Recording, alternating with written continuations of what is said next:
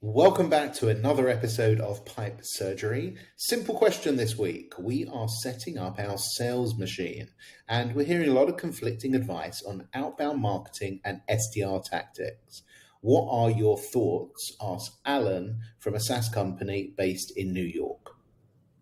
Thanks for your question, Alan. So outbound SDR, it's been written off many times in the past, particularly in the last couple of years. From what we're seeing across multiple clients, it's still very relevant. And obviously at the beginning, when you're setting up and you haven't got that market knowledge about the product or the branding still hasn't kicked in, you've got to start somewhere. And that's usually the best place to start.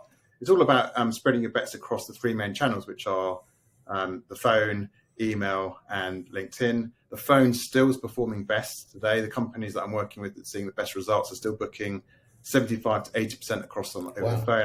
Other companies have maybe given up on it, written it off. And with ChatGPT, it's interesting because it's much easier now for companies in any location to write good content in English, and maybe they weren't investing much in written stuff, so that's saturating the market a bit as well, which means maybe they're neglecting the phone. Thus, it's still a good opportunity if you can catch someone. Maybe you're standing out more than normal. One quick tip that's working across some of the clients I'm working with at the moment within LinkedIn is not just text messages once you connect, but voice notes, much more personal, more like a casual style, and not trying to sell on the spot, and having some great success across people I'm coaching with voice notes on LinkedIn as an outbound strategy.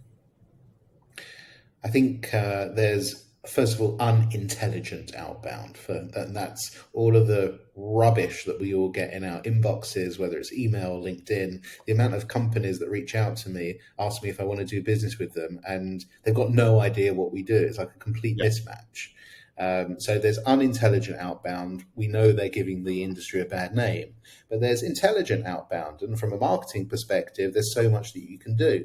That includes email marketing, includes the obviously, as you said, the LinkedIn version of it.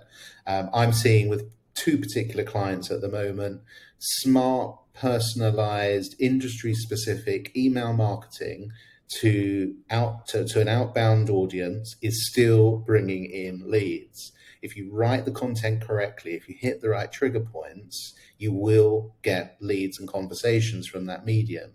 And I think also from a sort of ABM perspective, be really clever and smart about how you're doing it. So if you've got a more premium level product, or if you're in enterprise sales, say, look, these are my 10, 15 companies that I really want to work with. I really want to go after them.